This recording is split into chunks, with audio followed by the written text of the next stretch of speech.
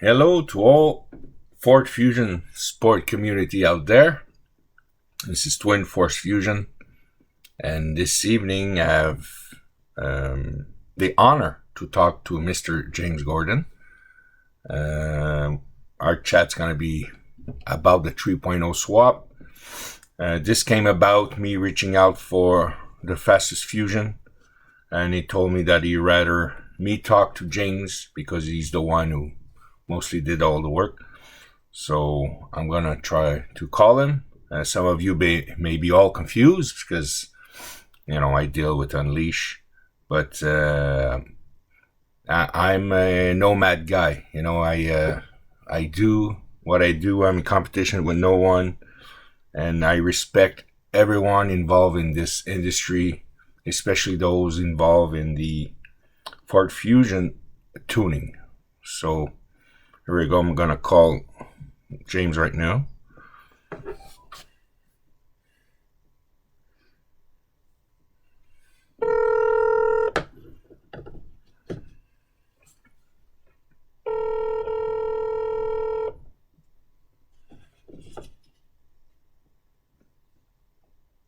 Hello. James. Yes. How are you? It's Roberto. I'm good. And you? I'm doing all right. Outside being busy, it's all good? Yeah. No, today was absolutely ridiculous. Yeah, I most respects for all you remote tuning experts out there, because I don't know if I could deal with the constant contacting, but that's just me. Yeah, in fact, as soon as the phone started ringing, first thing I did was shut off the speaker on my computer. all that happens all day long is just ding, ding, ding. Stick notifications, emails, phones ringing. I somewhat can relate. Yeah, I'm on the call sometimes also, so I understand. Any special shout outs you want to give before we start talking about the do's and don'ts about the 3.0 swap? I don't know. I mean, thanks to Marcelino, Marcelino and Troy from CD3 Performance. When we talk about the Fusion community, Troy is the guy who brought me into the Fusion community. He was very instrumental. All he does, he's got a online store, CD3 Performance, that basically just does all Fusion stuff. If it wasn't for him, when he first called me, he's like, "Hey, I need you to do tunes for a Fusion." I was like, "A Fusion, really?" No. But, the community's been extremely welcoming, extremely overall a very good community to be in. So definitely shout out to Troy. Now, Troy, is he, now I don't know, I may get it wrong, but is he the one with the purple Fusion on bags? Or that's another guy? No, that's Gregory Thomas Harnish. I don't know how to pronounce it. Okay, now I know, okay. He's the guy who organizes the Fusion Flood every year in North Carolina. Yes. So he's another one that should definitely get a huge shout out, because if it wasn't for him, we wouldn't have this great meet to go to every year. Yeah, well, like Marcelino, I did had a few email chat with the Joker. We call him the Joker, but now Marcelino again. I reached out to him. I told him, let's have a chat, me and you, just for I'm sure the community will love to hear us.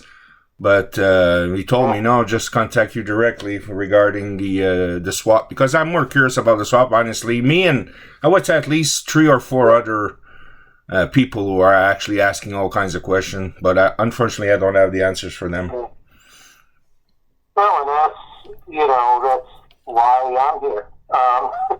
Marcelino has been great in the fact that Troy got in touch with Marcelino very early on, and he Marcelino lives in Miami. I live in West Palm Beach. We're an hour and a half away, maybe. Okay. So he brings his car up to me. He brought that car up to me when it had like less than a couple thousand miles on it. I can't remember how many, but it was virtually brand new. Yeah. And we used his car to engineer the standard performance tunes that we do for the Fusion Sport. And then after a certain amount of time, he's like, I want to go faster. I want to go faster. I want to, just like everybody else. I want to go faster. He says, James, I want to go faster. I want to beat that Canadian mother Canucker up there. James. Yeah. I think once we put that car on ethanol, he got to number 4 on the list. Yeah. And then he's like, oh, the top is in sight. We got to go now. So, the Revolution turbos, I'm like, it's nice to have a customer, and Marcelino has since become a really good friend of mine. Absolutely. So it's nice to have somebody who has that drive and dedication and want to really push the platform. But oddly enough, I mean, you'd be surprised at how simple his combination is, how few parts you really need to go fast.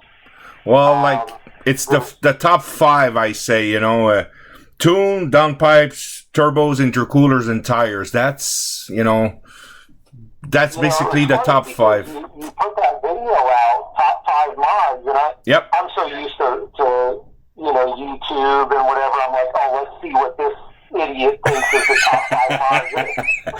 I'm like, I agree with all of that. Yeah. Well, I'm not new to this game, but it's always the same thing. Even in the diesel world, it's always, fuel, air, the cooling, the heat management. Yeah. Oh, well. Yeah. Ecoboost is, oddly enough, Ecoboost is significantly different than all other platforms. Like, for example, you take my Lincoln, everybody's like, oh man, you're going to do a cold air kit. No, I ran that car at the track with the stock paper air filter in it. Yeah. Because when you're dealing with Ecoboost, you run out of fuel or you run out of octane long before you run out of airflow. Mm-hmm. So there are things to do, but the restrictions are not what most people think they would be. So it's a little interesting of how you go about doing some things. Everybody wants to put a throttle body on their car. Well, a throttle body isn't going to do anything for you until you get to whatever goal you.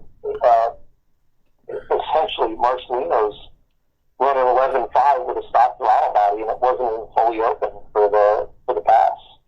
So. Yeah, Ecoboost computers will close the throttle body to help control torque to give you a very fast response rather than moving the wastegates.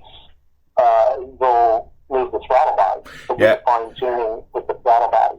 That's why I stayed away from the 70 millimeter Ford Racing throttle body. It was too big. When I went to put the numbers, to how to calculate.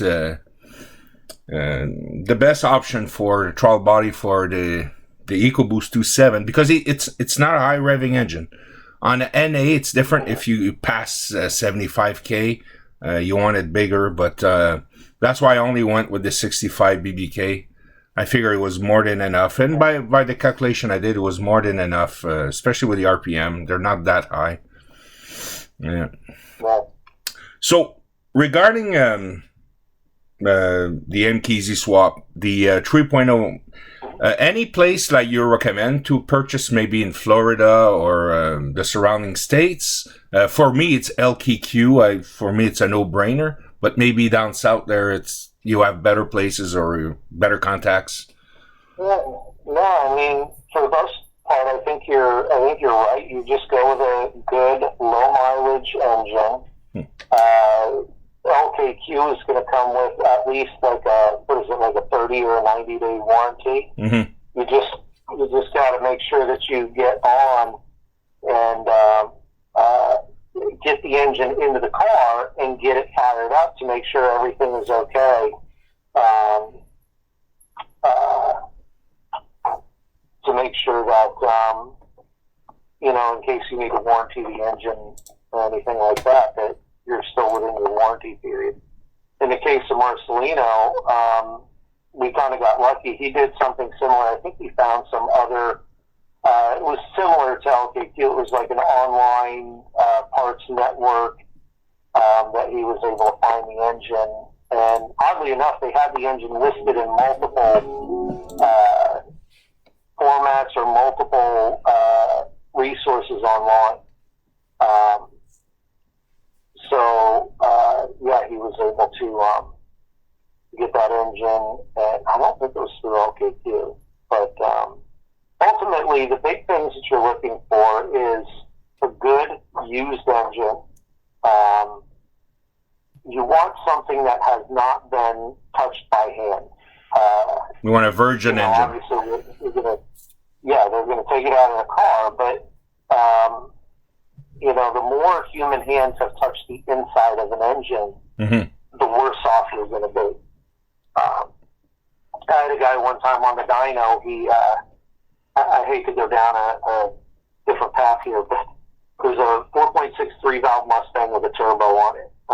And the guy, he bought the car used, and I think what had happened was the oil pump pickup was too close to the oil pan. Okay. And it starved the engine for oil at high RPM, and it seized the engine on the dyno. No way to see that coming. He didn't even have an oil pressure. There was no gauge in the car. There was no, I don't think we could data log it on that car. So, he had to replace his engine. I'm telling this guy, what's your horsepower goals? That's the first question. You're going to stay under 500? Just buy a cheap used engine from LKQ. Nobody's ever touched it. You're going to be fine. Yep. He calls me up. I found that I'm going to do this. I'm going to have these guys do the engine. I'm going to have this guy. I found these heads from, Craigslist. I found a good set of 3-valve heads with cams. I'm going to buy them from Craigslist. I'm like, no, please don't. Yeah, don't touch it. Yeah. He ties the heads, puts it all together. He goes, I need a tune. The engine doesn't run. I'm like, well, with cams, it's not going to idle. He goes, no, it doesn't run at all. I'm like, he's like, yeah, it's misfiring. I need a tune for the cams. I'm like, no, it should run and drive fine. I already did the injectors and mass air. All of that is in your tune. It should run and drive fine. It's going to stall. No, it's running on 4 cylinders. I'm like, then there's a problem. I went out and took a look at it. Yeah. When they put the cam phasers on the front of the cam, those cam phasers, they have 5 bolts on the front of them. You have to pull them apart to put these limiters in them.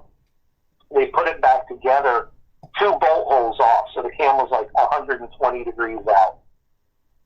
And he ended up tapping all 4 pistons on that thing with the valves on his brand new engine. Ouch. Yeah. Well, don't buy used stuff. Or don't buy stuff that's been taken apart. That's the big thing. It's just good, low mileage. And the other thing you want to take into consideration with the 3.0 swaps is if it's got a lot of mileage on it, have they been running it on 87 or 93? That's going to change. Yeah, that's hard because the regular soccer mom, whatever, she probably gonna put the 87 non-top tier fuel in it. That's why I like to buy my stuff almost new. I purchased my car with less than 1,000 kilometers on. You had let's put it, I would say 500 miles in, because he had 800 some kilometers. If it ran on 87 only, I don't know, but the car was almost brand new. Still full warranty, so I was not, worry about somebody if they didn't do the maintenance right or use the proper I mean, I'm not necessarily a fan, or I'm not afraid of mileage. My Lincoln, I think I bought with 58,000 on it. Okay.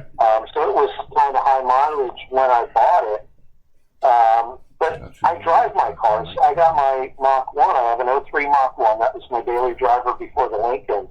It's got 311,000 miles on it. Well, on which car you have 300?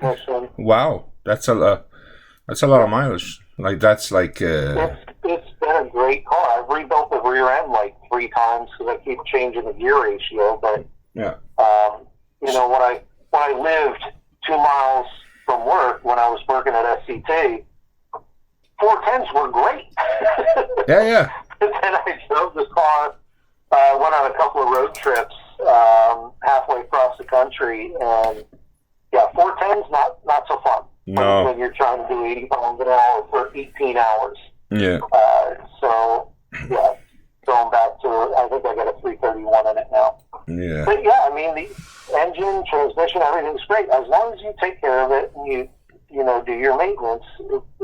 Mileage is not that big a deal. Now, with the turbocharged application, it's going to be a little bit different, especially depending on how hard you're beating on it and how hard you're pushing the combination. Well, you just said a word there, like regarding engine. Do you recommend people buying also engine, transmission, and the computer of the car, like a front clip, or just try to figure, because these are questions people are asking me. Like, do you just get the engine and you bolt on your OEM transmission, or you get I personally think would be the engine and transmission, especially if it's in better condition than the stock one. But you know, you bring up a decent point. The 6F55 is not the best transmission in terms of power handling capacity. No.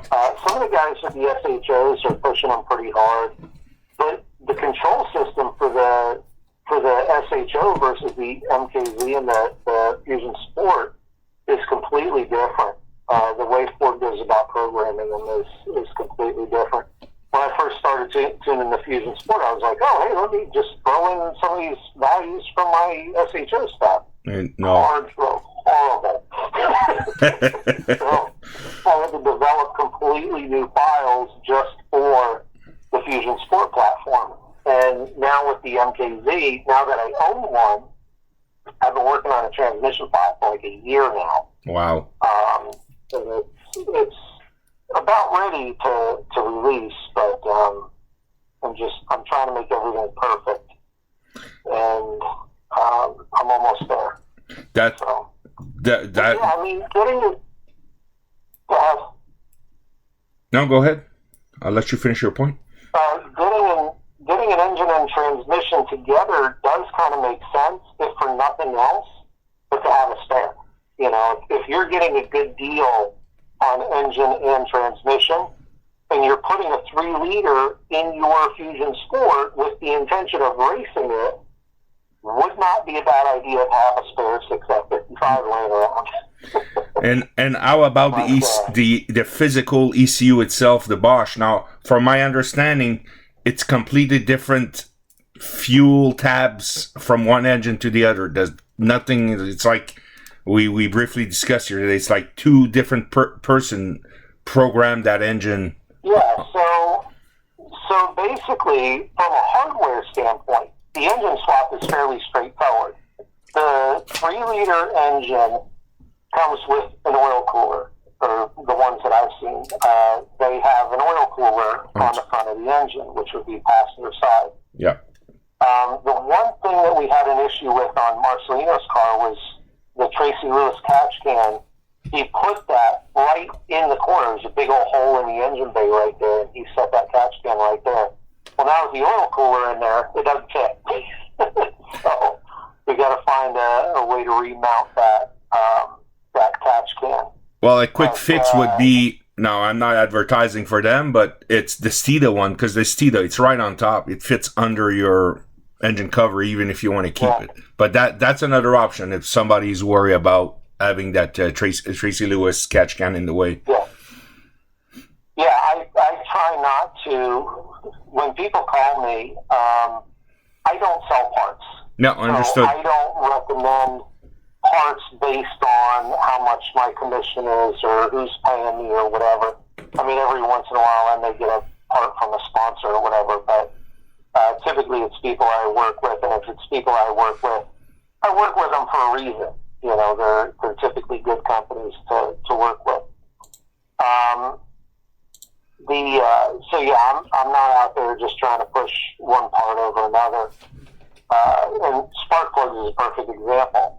We've been running the NGK 6510 and damn near everything Ecoboost. Now, one of the other guys comes on in one of the Fusion community groups, and he's like, "Oh, don't run the 6510. You're going to have this problem and that problem. The gap's going to open up, and it's going to be." I've never experienced a gap opening up on an NGK 6510. I hear the argument. I understand the argument. Yep. And I believe that it has happened to other people. I've never had it happen to me or any of the cars that I've tuned, to my knowledge. Typically what's going to happen is if you get that spark plug too hot, that metal will relax and go to its memory, which I think is what they're discussing there. But I've never experienced that with any of the spark plugs on any of the cars I've been doing. Marceline has run the NGK 6510. Now, that's not to say that there aren't other spark plugs that make a decent argument. You know, if you got a choice, you might as well use maybe the Ruthiums or... Yeah. I came back right now. I sorry to interrupt you, but I came back with the Iridium. I got away from the Iridium and didn't really have issue, but last year I was trying to fix my PO0306 DTCs. Like you must be aware. You must. I've heard of that one as well. Yeah. Yeah. Well, a lot of us who, especially with the MKZ and pushing at least E30, I would say we're bound to have the P0306. Especially with the OEM injectors. I don't know on your side, but on my side, that's the issue I had a lot. Once I starting, and when I went with the CRP Stage 3 turbos, even just on pump fuel, last year I was not able to run on no e-fuel, and I kept having P0306. Last year it was just horrible year for me. Regarding performance at the track, but on the street it was fine. On the street it was fine. It was really at the track. Yeah. It's interesting how that is a real thing, isn't it? Yeah. You're like, nothing has changed except I'm on a racetrack instead of the street. What is different? I used to get that years ago up in Denver with my old Cougar. The car would starve for fuel at Vandermeer Speedway, but it would not starve for fuel on the street in town. It took me years to get around that issue. It's legit. I even went testing the car right out in front of the track, on the street next to the track. No, I know it's. I think it's because you're in watts. And for me, it was always at the 1,000 foot mark. Basically, when I was on fourth gear, that's where I would get the DTC. So last year, I always said I had beautiful 1,000 footers, but horrible 1320s. So, well, obviously, there's a lot of tuning from what I understand. Back to what you were saying was, from a hardware standpoint, the engine drops right in. Mm-hmm. You got the oil cooler, you got to change one coolant hose for that. Other than that, it's a fairly straightforward swap. The tuning, on the other hand, completely different. Night and day different. And the way that I explain this is looking at the two calibrations, Marcelino stock calibration versus my MKZ stock calibration, 2.7 versus 3.0, same platform, same chassis, all that kind of stuff. The way in which the engineers do certain things or achieve certain goals, and I'm not going to get too deep into what they're doing or why they're doing it, but there's a lot of differences in technique in the PCMs in how they accomplish certain goals. And when I'm looking at the code, it's almost like if you've seen the movie The Matrix, and yes, I'm a fan of it. You want to know who you have to fight the person in order to know them, right? Mm-hmm. It's very similar. You get a feel based on their fighting technique or whatever, and same thing with doing a tune. Sometimes looking through the code, you can kind of get a feeling for who did this calibration versus that calibration as far as Ford engineers. I don't know them personally by name, but I can tell that this engineer is different than the engineer who wrote that tune. So somebody created the structure of the calibration, and, you know, it's been added upon year after year after year. But then once that engine and computer gets into this car versus that car, you can tell that it was a different engineer who completed both calibrations, because the way in which they handle certain things is just a little bit different. Which means that if you do a 3.0 engine swap, the hardest part about the swap is the tune. Okay. Trying to get that tune file completed. The first one that I did, tune-wise, which oddly enough was not Marcelino's, it took me over 3.5 hours just to build a base tune file, stock for stock. Wow. Just to convert values from 3.0 over to the 2.7. Wow. Trying to look at both databases, look at the tables, how the tables were set up. It was over 3.5 hours just to go through the code and try and figure out what they were trying to do. What's the purpose behind, why is this table different than that table? And what else will that affect if you're using this table to affect that table, to affect that table? The way in which they go through it, trying to figure out, do I want to use the 2.7 values or do I want to use the 3.0 values? It's not just changing engine displacement. Yeah. So, and then even after that, there's a lot of custom tuning that was involved after that. So Marcelino's car, I think, this is the nice thing about having somebody like Marcelino, because I had his car for a while, so I was able to use his car. Yeah. Even working with somebody remotely, trying to dial it in. It's harder. There are certain things that you need to look at data and, okay, that test didn't give me the data that I wanted to see. Let me restructure how I do this test. Instead of going half pedal, let me do it in this gear so the way in which you achieve data, doing it remotely versus being able to think on the fly while I'm still recording is way better. I completely understand your point, because my car before this one was I had an Impala with a 3.6 high revving NA, high compression.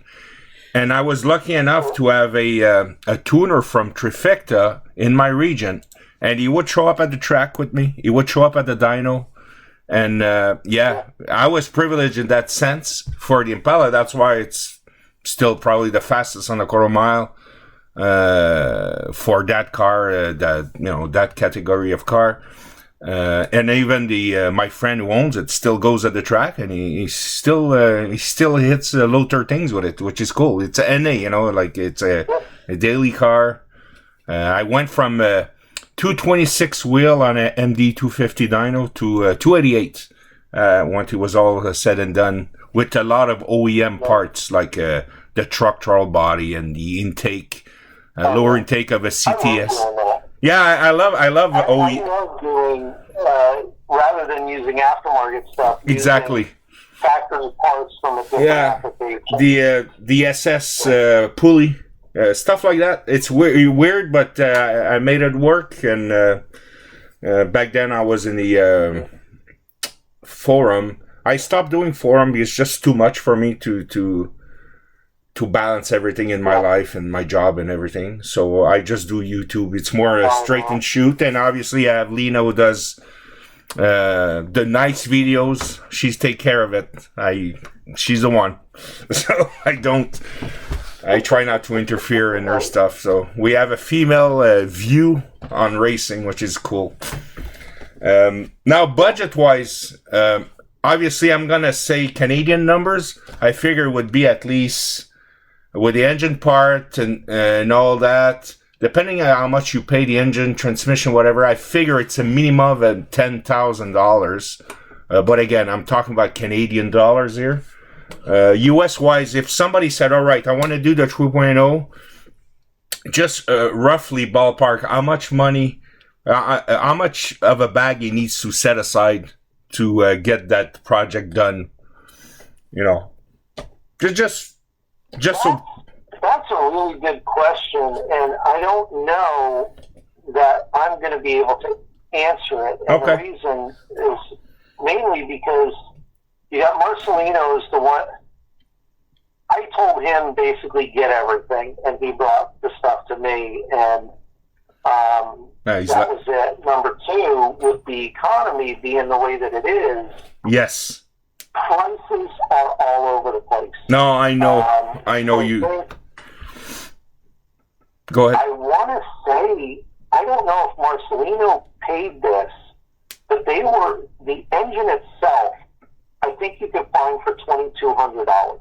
Okay, that's reasonable. Think about it, it's not bad. No, it's not bad at all. Reasonable. Yeah, it's very reasonable. Came with turbos, just a used, I want to say it was about 20,000 miles. Okay. What is that, about 30,000 kilometers, something like that? Because a brand new 2.7 long block, 2.7 Ecoboost, it's 7,000 Canadian. That's brand new. Oh, brand new, yeah. And that's long block, so no turbos, no, exactly, long block, yeah. Probably no injectors, yeah.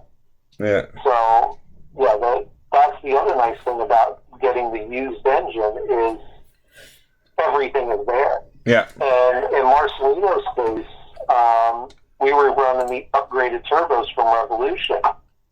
And so those turbos, once you have to send him cords. So getting an engine with turbos already on it, well, now you pick whichever turbos have more miles, and you send him those turbos. Yes. And you've got another pair that you can run while you're waiting for him to come back. Yeah, they're perfect cores. And then sell when you're done. You can sell those turbos to get a little bit of your money back. Mm-hmm. Yeah, so that was the other thing doing Marcelino's. We had the engine, the hose. So when you're doing because of the oil cooler, you've got your hoses that go to the heater core. One of those hoses gets intercepted. So in the factory hose, there's a little male-to-male adapter that goes in line with the hose. So it's actually, the one hose is actually two hoses that's connected. You take that adapter out, and you run that hose, you plug that hose right into your oil cooler. The other hose that goes from the firewall to the oil cooler has to get replaced with a different hose. So there's one hose that you have to buy. I want to say it was like $130 or something like that, which that was, it's a brand new car virtually. It's not really considered a maintenance item at this point. So they're not easy to find. But yeah, it's just one hose that needs to get replaced. And then fluids, obviously, coolant, oil filter, all the normal stuff that you would do. The PTU, or not the rear drive unit, has to get separated from the transmission in order to install the engine. So you're going to lose some fluid through that as well. Okay, the PTU, the in front, not the RDU, the PTU. Yeah, the PTU. The PTU. Sorry. Yeah, no, it's all good. Yeah, but that has to come off, and then so you're, like I said, you're going to lose a lot of fluid from that. But yeah, I mean, it was other than that, it was fairly straightforward. We also, because he was using the Revolution turbos, somebody was like, "Oh, hey, ask James. He did the turbo swap on Marcelino's car. How hard is it to install the turbos?" I'm like, actually, it was really easy on the engine stand. yeah, the engine stand very easy. I'm like, I have no idea. No, honestly, the hardest part is to remove the OEM cats. Yeah. When you have the downpipes, let's say for myself for Ultimate Performance, it's easy after. It's a lot more room, and you already been through the process. But everything's done under. That's what I tell people. Everything's done under the car. So yes, you'll need to remove the front bumper, and I had to push a bit the intercooler and the radiator, unhook temporary a bit the AC compressor, stuff like that. I don't know about you, but that's how I did mine. I saw somebody online, they pulled the whole front clip off to do the turbo swap, and I was like, dude, that's probably a good idea. Probably that too. But I got so used to it now. Worked on the car, it is so much easier to work on with that front clip removed from the car, and it's not that hard. People make a big deal out of it, but if you take your time, it's not that hard to remove the front clip. Oddly enough, removing the front clip from my Lincoln, much different than from the Fusion Sport. Mm-hmm. And I know they're the same platform, but the way in which they construct the front of the car from those supports forward is completely different between the Fusion and the Lincoln. You're going to say, oh, well, the Lincoln only has one hood latch, where the Fusion has two hood latches. Mm-hmm. The Lincoln has one hood strut, where the Fusion, I think they come with the prop rod. So those are the obvious differences. But the way in which they do the whole plastic shroud that goes around the radiator and all that, completely different between the two cars. Yeah. So there's some similarities, but there's a lot of differences once you get into them. Yeah. I think me and Marcelino right now, the problem is not to make more power. It's, I think we're at the limit of the transmission. I mean, the only thing I do to mine is I change the fluid twice a year. I use Amsoil fluid, but I tell people use at least the OEM. But do it. Don't wait. Even if it's still cherry red color and it smells good, do it. Change it. You know, the funny thing, my Mach 1 is still on the original factory transmission fluid at 311,000 miles. Wow. Yeah. I meant to change it, around 100,000. I was like, I should really do it. At 150, I was like, man, you forgot. I really need to do it. Yeah. I hit 200,000 miles with that car. I was like, too late now. I changed. Going until it died. I changed it to all my cars, even the Impala, which had strangely the same transmission, the 6F55. It's the same one that's in the Buick Enclave and Chevrolet Traverse and Show, whatever. Doesn't matter. Yeah, people don't realize that they do share a certain amount of technology, Ford and GM, every once in a while. Same thing with the 10-speed. The 10R80. Yeah. That was a joint venture between Ford and GM. Yeah. So they'll change things like the valve body. Yeah. It'll be the same gear sets, the same case, but a different valve body or different control system. The Sun gear will be different. Like the final drive ratio will be different on one car to another. But that's about it. Yeah. Now you mentioned earlier that tuning between the 2.7 and 3.0 is completely different. It applies also the same thing. We always say, well, it's the same engine as the F-150, but your tables wise are not the same. Because I've seen the 2.7 F-150 as well.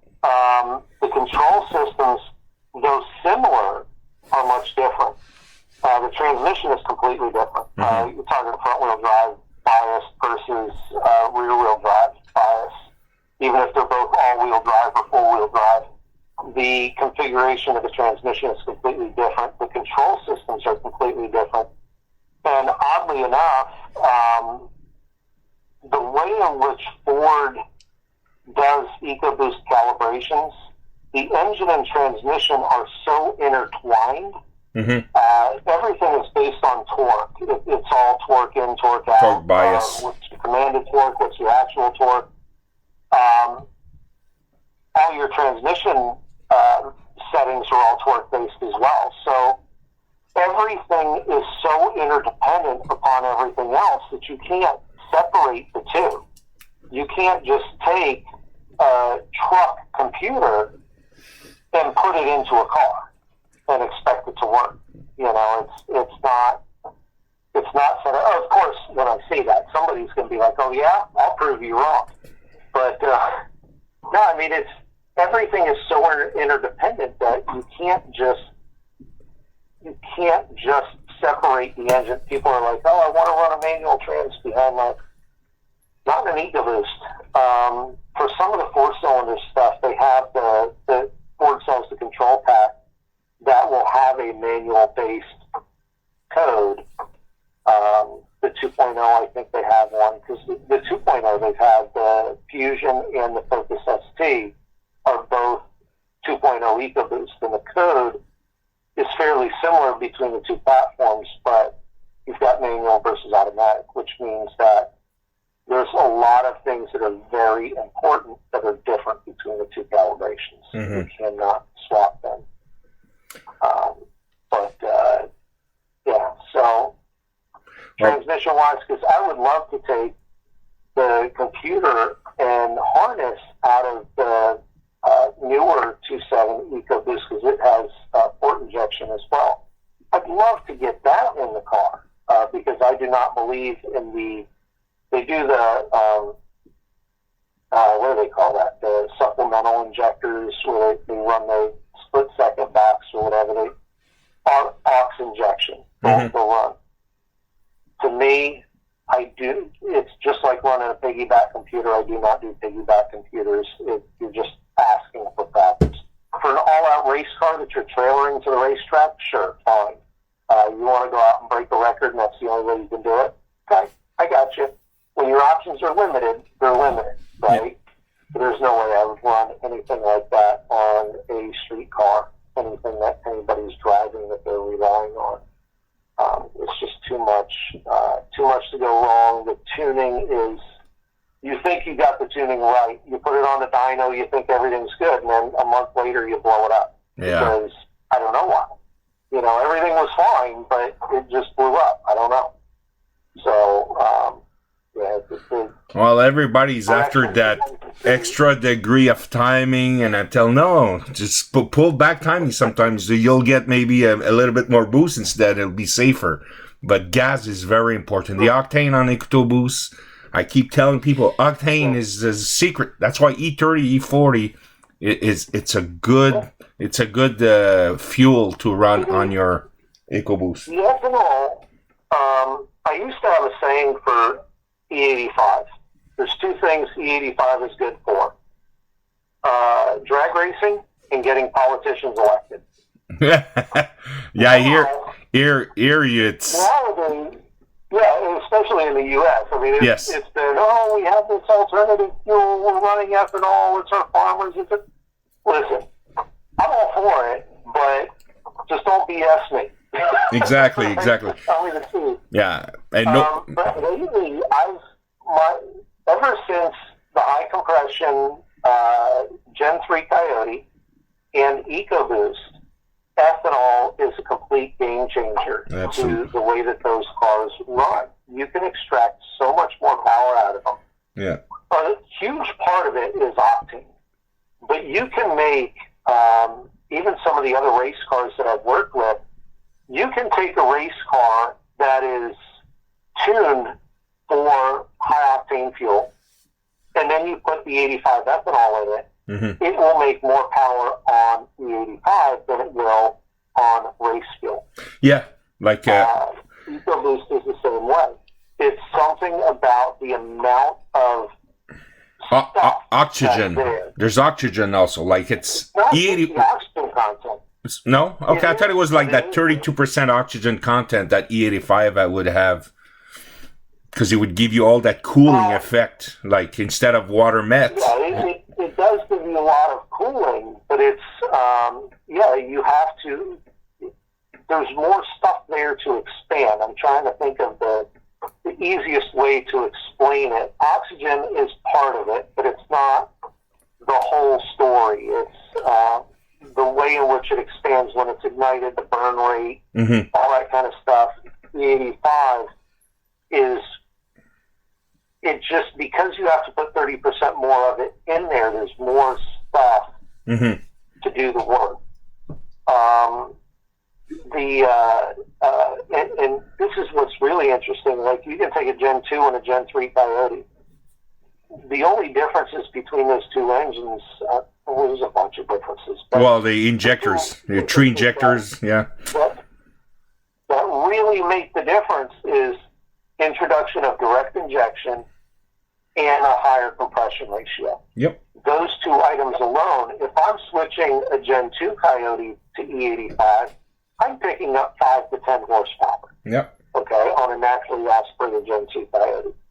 Naturally aspirated Gen 3 Coyote, I'm picking up between 30 and 40 horsepower on E85. Wow. It is that big of a difference. Yeah, so and much. It's same cubic engine. You're able to put more in fuel. Absolutely. It's more knock limited on the Gen 3 because of the higher compression ratio and whatnot. So, yeah. And Ecoboost is even more so. The biggest problem that we have tuning Ecoboost is trying to get the ignition time in it because they're so knock limited. So you play this game between, everybody's like, well, I want boost, I want more boost, more boost, more boost. Well, boost means very little in terms of performance. Boost is, it's a measurement of restriction, not airflow, right? So that's like saying, that's like trying to gauge the performance of your car by how well it does in traffic. So boost is not telling you anything. 20 pounds of boost on a 1.6 liter Honda versus 20 pounds of boost on an 8 liter V10 Viper, completely different game, right? Well, you tuners, I know you like to see more the MAP, the manifold absolute pressure versus the boost. Yeah. So. Everything in a Ford computer is based on absolute pressure, not boost. Boost is, and it's, to a certain extent, you're playing semantics with the numbers, but it's, boost is in reference to atmospheric pressure.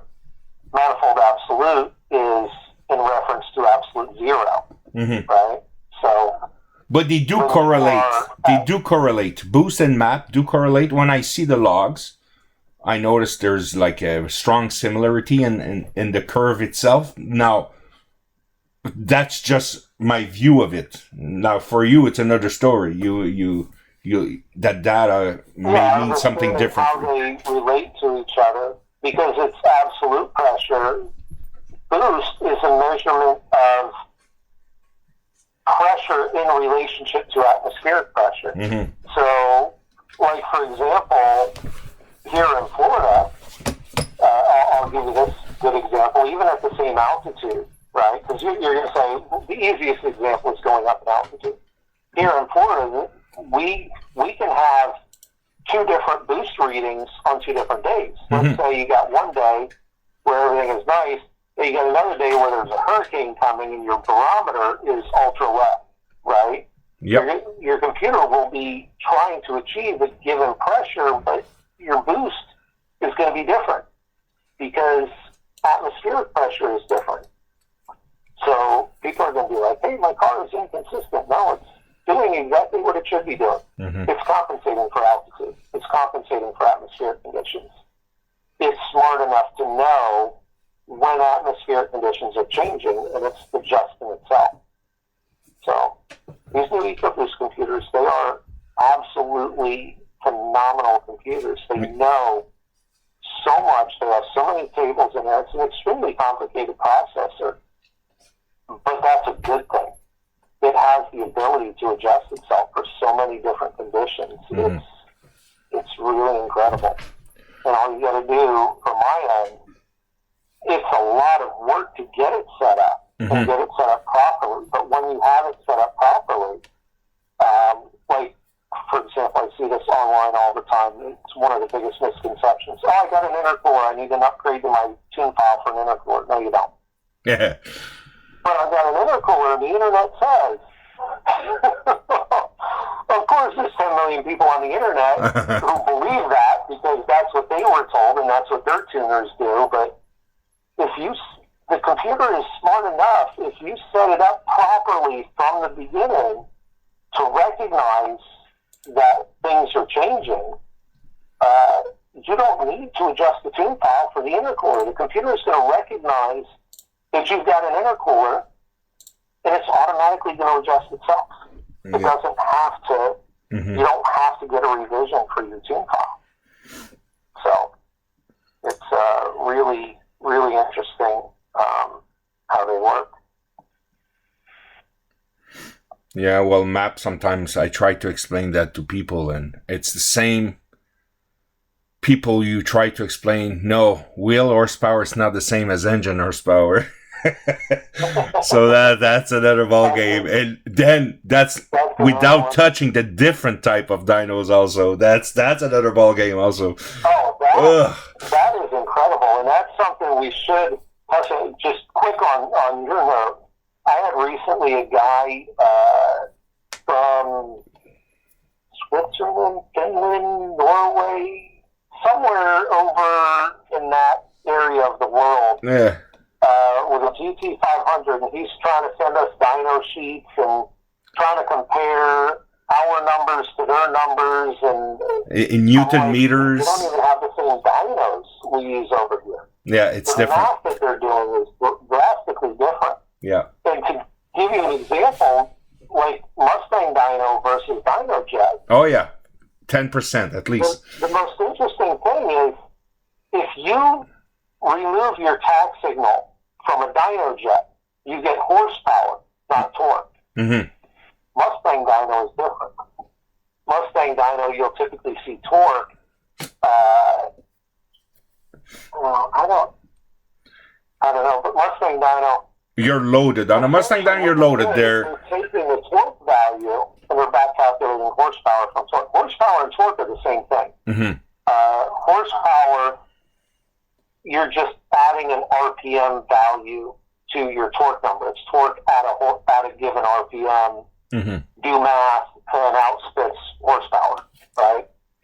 So that's why your horsepower and torque will always cross at 5250. But different dynos do math differently. Oh yeah. The Mustang dyno is basically calculating how much power, how much torque it has to take to restrict the engine, to draw that engine down. Whereas a dyno jet, they're taking a drum, a given mass of a drum. They know how much power it takes to accelerate that drum over a period of time. So they measure the rate of acceleration. So same thing, you're just going about getting your calculations differently. I would say the advantage for a hub dyno or Dynapack, it's you don't have wheel slippage. That I could say that's a definite thing. But ultimately, no matter what dyno you're using, the end result is always the same. Exactly. A dyno is just a tool. You cannot compare the numbers on your car from your dyno to the numbers of somebody across the country using a different dyno. Absolutely. Or across the world using a different dyno that's using,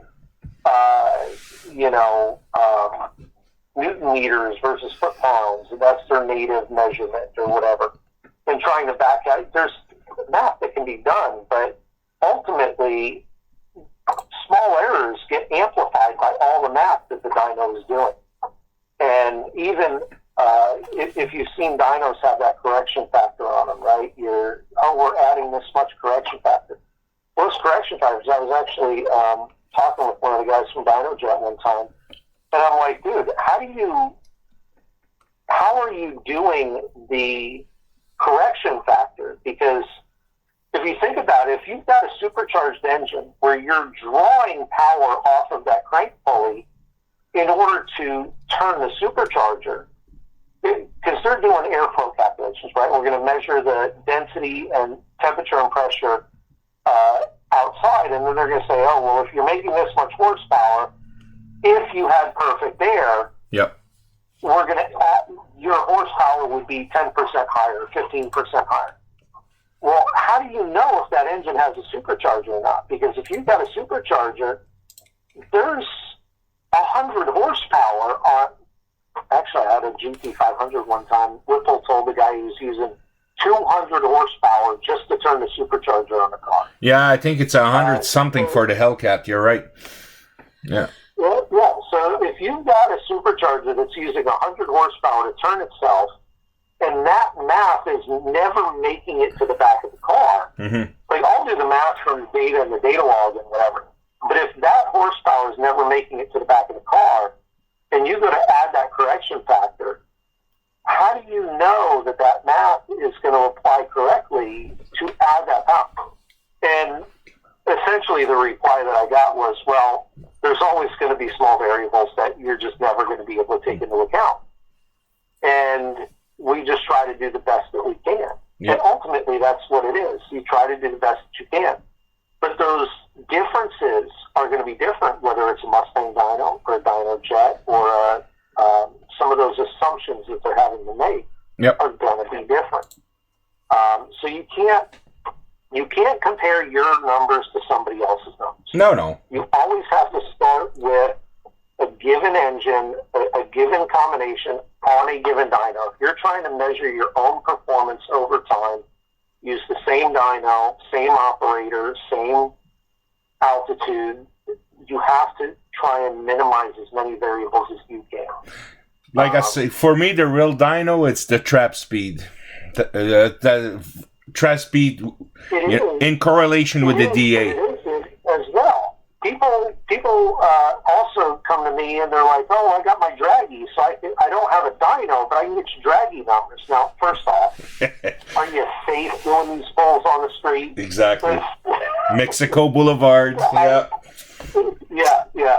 No, I actually had a customer one time. I was like, you need to find a good, safe place. He was like, oh, man, I got that. I was like, I'm just picturing him on some side road somewhere. Hey, boy. No, he was like, no, I got the perfect place. All I got to do, I guess his friend worked at an airport that they just poured a runway. Ah, that's awesome. And he couldn't land planes on it for like 6 months.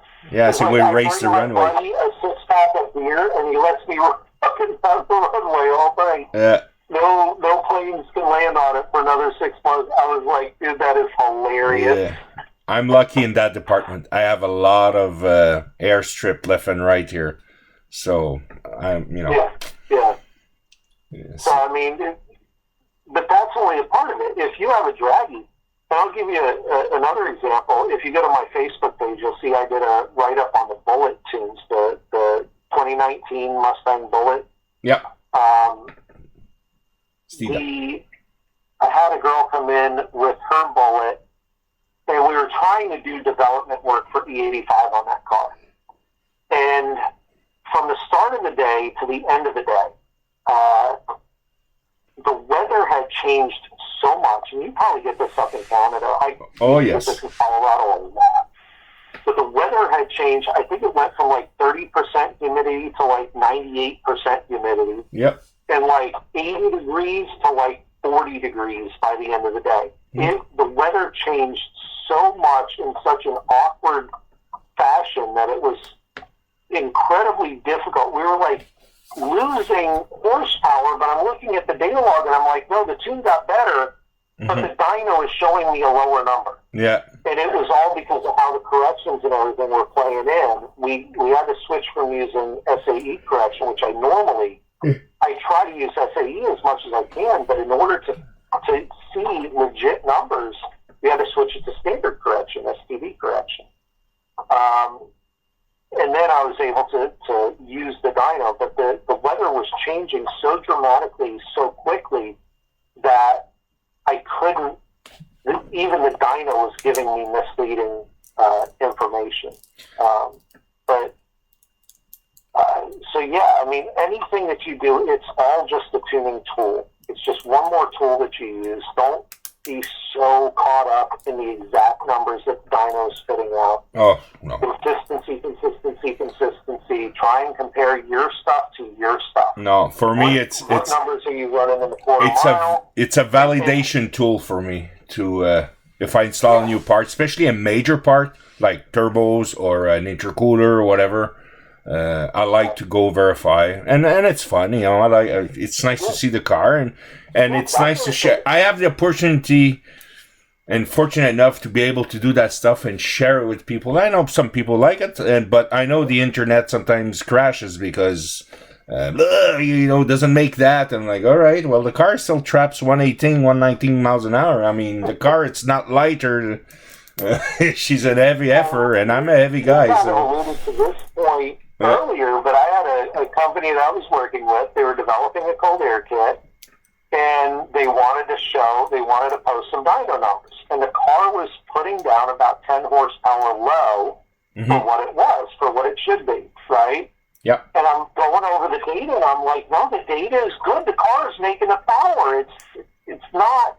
Look, I can show you from here to here. It picked up airflow. You know, we're good. But the numbers, these guys and those guys, the numbers. I know. 2 horsepower, you know. I know. And I finally looked at the car, and this was some SEMA build or something that they were doing. Yeah. Somebody wanted to get their wheels in the SEMA build. And I looked at the wheels. They were like massive, 20-inch, super complicated. I was like, the wheels look great. How heavy are they? Oh, yeah. So they look at me. I'm like, how heavy are they? We just swapped out for a set of stock wheels and tires. Yeah. Put it on the car, picked up 10 horsepower. Oh, yeah. Right away. I know. I was like, there's your dyno numbers. Tires and wheels. Another one where it was a cookie cutter combination. I know the car. I know it was like a GT350 intake on a Gen 2 Coyote with long tooth headers. It's a 450 horsepower combination any day of the week on pump 93. It was putting out like 438, right? I'm like, okay. I'm looking at the data. I'm like, no, I'm comparing to other cars. It's making the numbers. It's moving the air. It's got the timing. Everything is correct. Why am I sure? It was like 432. I'm doing it backwards, doing the math in my head. I look at it, and somebody had put suspension components in it. I called her at the desk. I'm like, they put suspension. Has it been aligned? No, it hasn't been aligned yet. Yeah. I look at it. The car was towed in a little bit in the rear. Yeah. I called under it. Toe in, toe out. Just a wrench and just an eyeball toe alignment on the dyno. The car picked up 18 horsepower. Wow. Yeah, that's why I tell people, align your car. Align your car. I keep telling that. It's so funny that I'm not the only one who I tell every little bit helps. And the people don't care. And you look at it, you could physically see the tire, especially sometimes one of the tires. Now, something's wrong with it. It's too much caster out or toe out, toe in, whatever. I didn't notice until I was looking for it. Yeah. Right? It was close enough that it wasn't that perceivable. But when I actually started looking for why is this car down on power, I'm looking for every possible. What are my tire pressures? I had one car, one of the tires started getting low on the dyno, and it started losing power. I'm like, you'd be surprised at how much that affects your dyno numbers. No, I'm not surprised. I'm 48 years old, and I've been racing since my young teens, and you've seen a thing or two. This younger generation. No, I learned. I thought I was older than Marcelino, about the same age, but no, he's older than me. So but that's all right. That's life, you know. That's life. We cannot stop time, unfortunately. Yeah. No. But hey, I don't know. If you want to keep forward, we've been talking for over an hour now. I'm happy. Go ahead. I do tend to talk. No, but that's okay. I don't mind. When I have someone with knowledge, I usually, when I'm a subject matter expert of some stuff, I tell people, let me talk and learn something. And when somebody is a shmee like yourself, I'm going to shut up and listen most of the time. But that's all right. You did answer some questions. So the hard part, it's not really the hard parts. It's the tuning itself that's harder on the swap.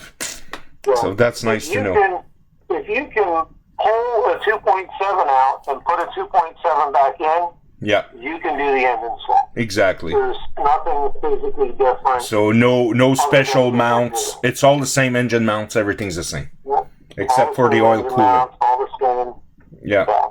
Okay. And oddly enough, the engine is supposed to come out the bottom. You're supposed to pull the whole engine, cradle, and everything down out the bottom. But I was doing it in my own garage. I'm like, man, I bet you I can get that engine out the top and the front. And you did. And sure enough, I was able to do it. But I definitely did it the hard way. But she's nice and square. The engine is nice and square.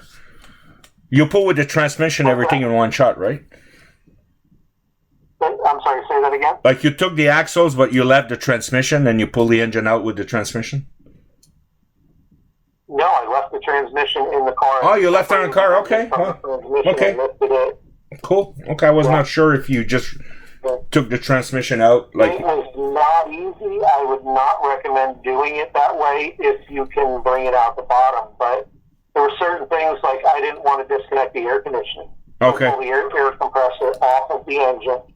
Pull the air compressor, alternator, all that kind of stuff off. Right. Certain things I would have done differently. I didn't realize you needed to pull the TTU off until the engine was already dangling from the hoist. Okay. I couldn't get it to separate. So then I go in and I had to separate it with the engine already pretty much out. I would have gone back and done that first. Suspension was still intact. I don't even think I pulled the wheels and tires off.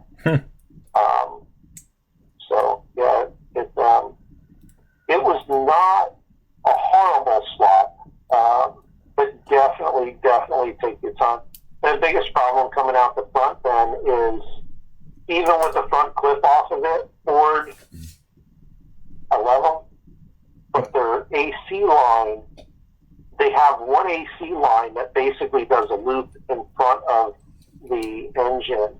Okay. And you can't, it's based on a hard line coming off the side. You can't push it out of the way. So you would have to disconnect the AC, and I didn't want to do that. And I'm like, well, my lift will get it up high enough. And it was just a matter of just wiggling it and trying to get it right. The other thing, the last thing that I should touch on here, if you're doing the swap by yourself and you got an engine from LKQ, this is the one thing that got me right at the end that I wish I would have looked for. I was being as careful as I could. I was being as meticulous as I could. I compared the wiring harness between the two engines. Okay. I'm like, are they the same? They look like they're absolutely identical. So, I mean, every connector, everything, all looked great, right? Yep. Go to put the engine in the car, and I'm trying to plug in the transmission connector, and I couldn't find it. Oh, boy. Okay. I'm like, I've got this one big plug in the front of the transmission that there's nothing left. I've plugged everything in. Mm-hmm. I go back and I look, and I go back to the old engine. I find that, well, here's the transmission connector. It's on this harness. Follow it up, and I go over to the same junction on this harness. Somebody from wherever he got the engine from, they cut the harness. Yeah. But they cut it so close to the T. You didn't have any. Literally, the electrical tape folded back over and covered the connectors that he had cut. You couldn't even see that harness had been cut right there. So definitely make sure that they did not cut any connectors or damage any connectors or sensors or anything like that. Yeah, understood. Especially on newer cars. Yeah. Yeah, go over it with a fine-tooth comb.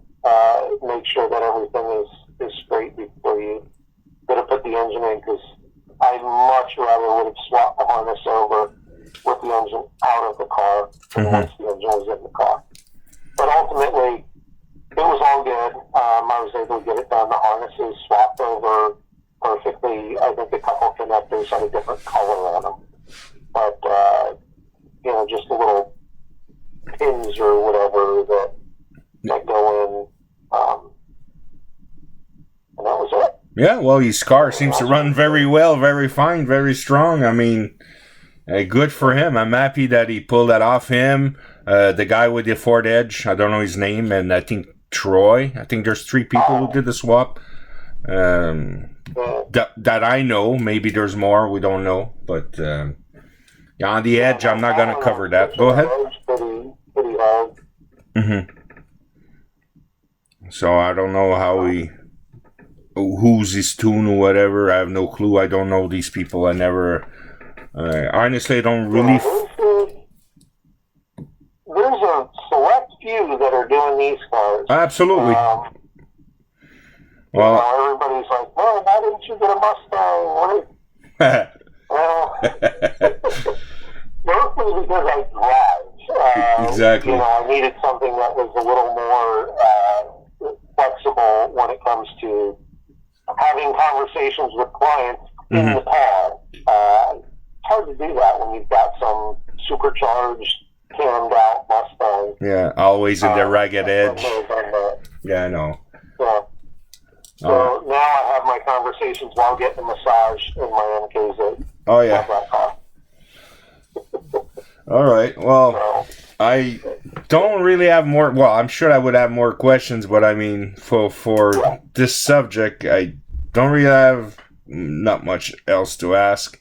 Maybe one day I'll have a chat with Marcelino, but maybe we'll meet also. Marcelino is great. He loves to share information as well. Typically reach out to him on Facebook, and if you've got questions or whatever. Well, we both have our Gmails and we have our work emails and stuff like that. So it's just a matter of the reason. Or taking the time out of our days, I guess. And I know he's very competitive, which is okay. I respect that. The reason I love to do sleeper cars is I love the satisfaction to beat muscle cars. It's nothing personal because I love muscle cars. My dad had Plymouth Dusters, and I love muscle cars. But I just once you when you drove like a sleeper and you beat like a muscle car or any other, tuner cars, it feels good. It feels different. And a lot of times these people also laugh at the respective. Some get very mad. But that's okay. That's life. The funnest thing ever is when 2 people are racing and you pass them while they are racing. I know. No, I know. I did that a few times also. The reason I cannot share it. I did that to a couple of guys in my old Taurus SHO. I had a 92 Taurus SHO. Yeah. I drove around these guys while they were racing. I know. I don't want to name it, but we have a nice big white boulevard here. There was an STI racing a Mustang, and I went through them both like bye-bye.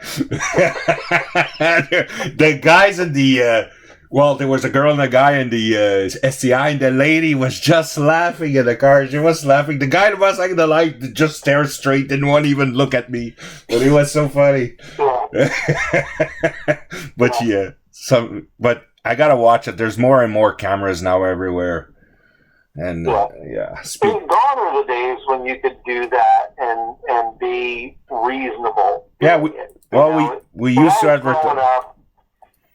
We could do some stoplight brawls, and it wasn't a big deal. But then things started getting out of hand, and you can't really do that anymore. No, I know. So it's just not worth it. But going out to the track. I keep it for the track. Out there. Somebody in one of the groups was talking about his Fusion Sport and the tune he had done, and now he's beating this Hemi Charger, right? Which is cool. But then Kenji posted a video video of him pulling away from a Hellcat. I was like, I'm no longer impressed with my tune. Oh. Yeah, when you're pulling away from a Hellcat in your Ford Fusion, people get confused. Yeah, I know. I have. Well, I don't. You've probably seen some videos, but I do have compilations of those. And it's funny. I fortunately enough that I have friends who have the fortunate to have Hellcats and other type of cars, and I get call out. Like, hey, I want to race you. I'm like, do you understand that you have an Hellcat wide body and you're calling out the Fusion? But it's so funny that we're living in a very interesting scenario, right? Because if he ends up in his wide body Hellcat, if he beats up on a Ford Fusion, you're punching down, right? Exactly. But if he gets beat by a Ford Fusion, dude, you got beat by a Fusion. Yeah.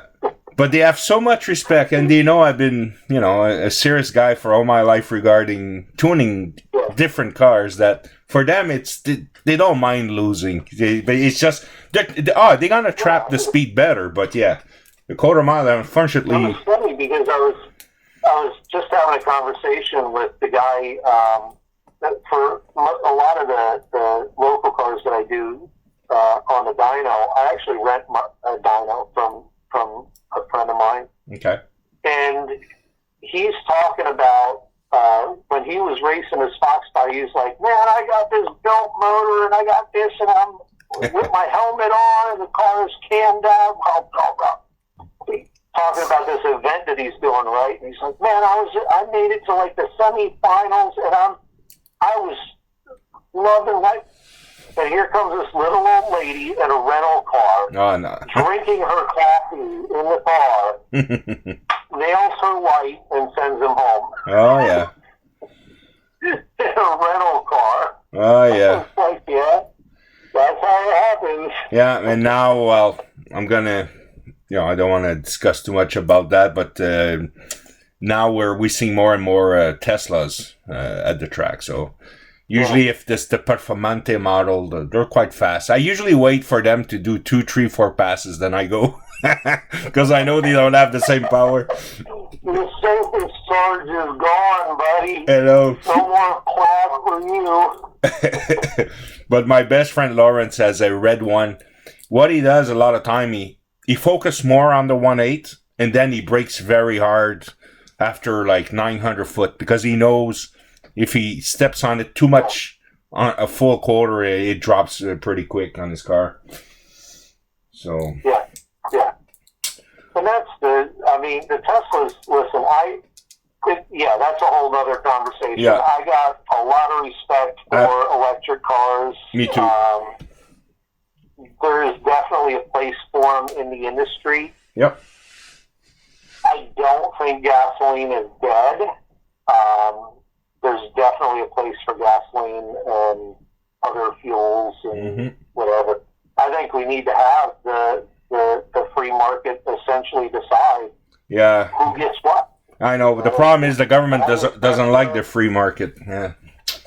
Yeah, why is Tesla so good? Because Elon Musk is kind of nuts. He does weird stuff that people think is crazy, and it's fun. Yeah. He launched the Tesla into outer space. I know. Not just into orbit, to outer space. Outer space, I know.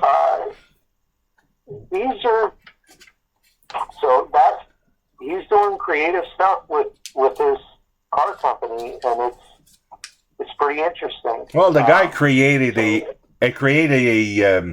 portable flamethrower, so I'm not going to argue with that guy. Yeah. Yeah, people literally use that to get the snow off of their driveways. Or when there's too many mosquitoes. People using the flamethrower to clean the snow off their driveways. Because that's how we do it in America.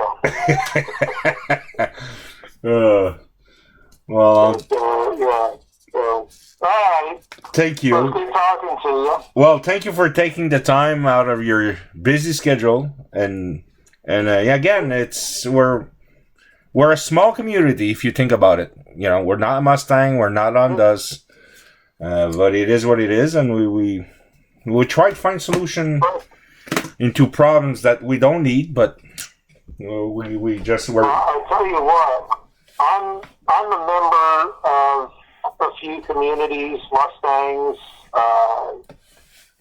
and the Fusion community is by far, if you get into the right groups, because I mean, some of the Fusion groups are just nightmares, but most of the Fusion community, people who are true Fusion enthusiasts, they're good people. Yeah. You don't see the same bashing on other people's builds in the Fusion community. That you'll see a little bit of it, but it's not the same way that it is in the Mustang community. No, I know. I met quite a few subs or followers in person, and we're all down to earth, and it's all good. And hey, you want to drive my car? Go ahead. You know, it's like they're all like, what? Yeah, you can do it. I'll be with you, but yeah. But it's less stress, I guess. There's maybe too much competition in the Mustang world or other communities, maybe. I don't know. Life is too short. It gets real cutthroat between manufacturers and tuners and whatever. I have no desire to get involved in any of that. No, me neither. We've got a few tuners in this community here. I haven't heard anything bad about any of them. Mm-hmm. We all have our own strengths and unique things that we do. We all have our place here. I wouldn't be as good as I was if I didn't have competition. Ford wouldn't be where they were if they didn't have GM. Right? Absolutely. We all need people keeping us on our toes and trying to make us better. So, So good community, good people. Well, nobody's out here trying to stab each other in the back. So. Yeah. Well, was interesting chat, James. I really enjoyed it, and I'm sure maybe we'll get to do this again about something else. I don't know. Maybe we'll talk about just the transmission one day or just fuel or whatever. But today was about the 3.0 swap, and it's something I may want to do. Not now. Again, if I do it, it's going to be during winter. Because it's one of those things, if you have to put an engine in your car, you might as well. Exactly, might as well, yeah. And same thing with the transmission. If one day I want to maybe buy one and build one, I don't know if again, I don't want to start a discussion right now, but maybe that's something, if there's a company out there who offers... I was just debating over whether I was going to mention Ray Bestis is coming out with those clutches for the 6F55. Okay. Now they're not sure. That's for another day. Because I like to, It'd be nice if we got some interest in those so that they actually put them into production. But, well, I'm definitely interested. If Marcelene didn't do it yet, I don't know. He will be interesting, and I think maybe two other guys will be interested. But usually it's always the same guy. I would be interested myself. My transmission's fine right now, but it won't be forever. So nope. We definitely need to get into at least get a few people to the point where they're ready to buy. Yeah, exactly.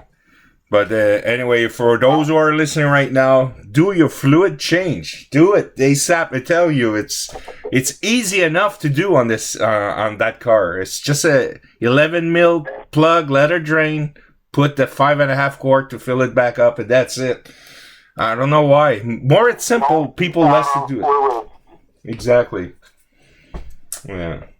But all right. Well, I don't have anything else I want to start to talk because we're already an hour and a half, and next thing we know, we'll still be chatting. It'll be midnight. Right. Yeah. All right. Well, sounds good. All right. Thank you, James. Thank you very much. I really appreciate this discussion, and I'm sure Marcelino will listen in, and others very who are very interested with the 3.0 swap. And it's all good. Now, your track, I know it's open 12 months a year, but it's too hot to go right now, right? Well, actually, our track that's 15 minutes from my house just closed permanently. Yeah, well. So you got to, if that's a message to everybody, you got to get out and actually use your track. If you have a track, go out there, make sure that they know that you appreciate that they are there. They ended up selling this track out from underneath everybody too. I think they're trying to put up a Walmart distribution center where our racetrack is. And it closed. It's a mess. So now I've got to drive a couple hours to Bradenton to go racing. But yeah, Bradenton is not a bad track. They're right on the beach, so even in the summer, you'll typically get decent runs. But yeah, you're not going to run like you would in the winter. Yeah. The track right by my house, it's sat right in the middle of a swamp. So you would get just absolutely humid, stagnant air just sitting right over the track. It was very slow, unless you were in some phenomenal weather. Well, that's a good way to finish our discussion. Go support your local track, basically. Yep. Yeah. Absolutely. All right. Well, good talking to you. Thank you. I'm sure.